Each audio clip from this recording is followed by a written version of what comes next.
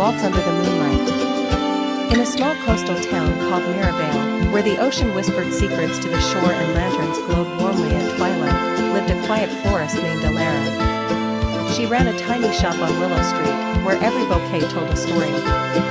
Her life was a routine of flowers, books, and soft music, beautiful, but lonely. One rainy afternoon, a man walked into her shop. He was tall, with chestnut brown hair down from the storm, and eyes like distant thunderclouds. His name was Adrian, a former concert pianist who had returned to Mirabel after 10 years in Europe. He had once played in grand halls, but an injury to his hand ended his career. Now, he sought silence and healing. Alara noticed how Adrian gently touched the petals of a rose, his fingers trembling slightly. She offered him a cup of tea, and he accepted. They talked about music and flowers, about lost dreams and quiet hopes.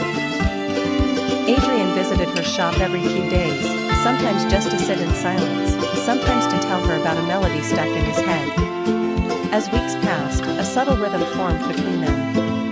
Alara would leave a note in his bouquet, just a word or two: hope, healing, home. In return, Adrian started bringing her wildflowers from his walks, imperfect, but full of life.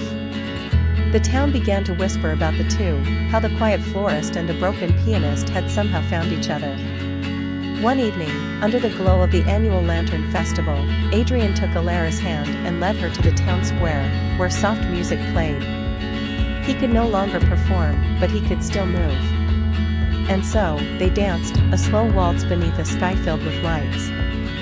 He whispered, "I may never play again, but in you, I found my favorite song." Alara smiled, tears glimmering.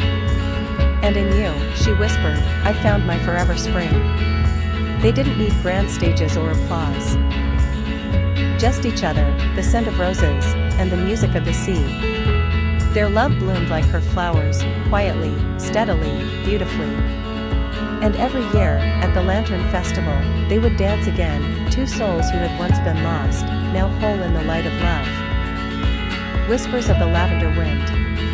In the small French village of Valbonne, nestled between lavender fields and sun-kissed vineyards, lived a young woman named Alara. She worked at her grandmother's flower shop, Fleur de Lune, where the scent of wild roses and fresh violets lingered in the air like a forgotten melody.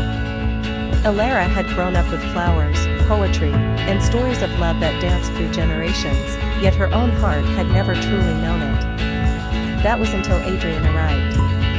Adrien Rousseau was a quiet man from Paris who came to Valbonne to escape the noise of the city and write his long-awaited novel. He rented the small cottage across from Alara's shop, and every morning, he'd pass by as she arranged the day's blooms. Their first conversation was about lavender. He'd never seen it grow so vividly, and her eyes lit up as she told him how the wind carried its soul into every corner of the village. Days turned into weeks. Adrian began to visit the shop not for flowers, but for the girl who breathed life into them. He would bring her books, and in return, she'd leave small wildflower bouquets on his doorstep, each with a handwritten note: for courage, for joy, for dreams not yet written. On the evening of the Lavender Festival, the village was lit with soft lanterns and music filled the air. Adrian asked Alara for a dance, and in that moment, under the golden twilight, something changed. She rested her head against his shoulder, and he whispered, "I think I've found my story." Their days became woven with quiet moments, reading by the river, cooking in her grandmother's sunlit kitchen, chasing the morning light through fields of gold and purple. He wrote with a passion he thought he had lost, and she, for the first time, let someone read the poetry she had hidden away for years. But summer is fleeting. Adrian's publisher called. His book was nearly finished, and Paris was waiting. On their last night, he held her close and said, "Come with me." But Alara only smiled, her eyes full of love and sorrow.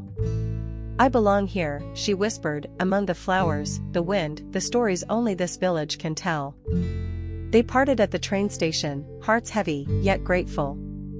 Adrian returned to Paris. His novel, Whispers of the Lavender Wind, became a bestseller, a story of a girl who spoke to flowers and the man who fell in love with her soul. Years later, Adrian returned. This time, he brought no suitcase, no plans to leave. And there she was, in fleur de lune, placing violets in the window, her hair pinned with lavender. He stepped inside, heart pounding. "Elara," he said softly. She turned, smiled, and time folded like petals in bloom. "I've been waiting," she whispered. And in the scent of lavender and old pages, their story began again. The Garden of Letters. In a quiet town nestled between hills and lavender fields, there lived a young woman named Clara. She was a florist, known for her delicate arrangements and warm smile that could soften even the coldest heart. Clara had inherited her mother's flower shop, Bloom and Whispers, and spent her days among tulips, lilies, and forget-me-nots. But though her shop bloomed with beauty, her heart remained untouched by love, until a letter arrived one rainy morning. The letter had no return address. Just her name in beautiful cursive, and inside, a short message. "To the woman who brings life to petals, your soul is more radiant than spring." Intrigued and a bit flustered, Clara tucked the letter away in her diary. Days passed. Then another letter came. This one spoke of sunsets over the lavender hills and the way her laughter sounded like wind chimes in June. Each letter was poetic, gentle, and deeply observant. The mysterious writer, who signed each letter simply as A, knew things about Clara no one else did, the way she tucked a daisy behind her ear when she worked, how she hummed Vivaldi in the morning, and that she always cried during the final chapter of Little Women.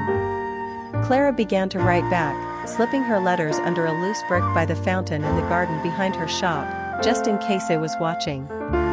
And indeed, he was. 2 months earlier, Adrian was a writer who had returned to the town after years away in the city. He'd once been Clara's childhood friend, the quiet boy with ink-stained fingers who used to sit under the magnolia tree and read poetry aloud to her. But life had taken them down different paths, and while Clara had stayed and built a world of blossoms, Adrian had left in search of stories. He found success, but not peace. When he returned to the town, his heart weary and pen dry, he stumbled upon Clara's shop and saw her through the glass window, laughing with a customer, holding a bouquet of sunflowers. Something stirred inside him. Too unsure to approach her directly, Adrian began writing, at first, to ease his heart, and then, to reach hers. He never signed his full name. He wanted her to fall in love with his words first, not his past. Clara's heart bloomed with every letter. She found herself looking for in every stranger, wondering if the man who penned those words ever watched her from afar. Then, one afternoon, she found a book left on the shop's counter, Leaves of Grass by Walt Whitman. Inside was a folded note. "If words brought us together, maybe now silence can let us meet. I'll be at the garden behind your shop at sunset. If you feel the same, come find me." Clara's heart thundered.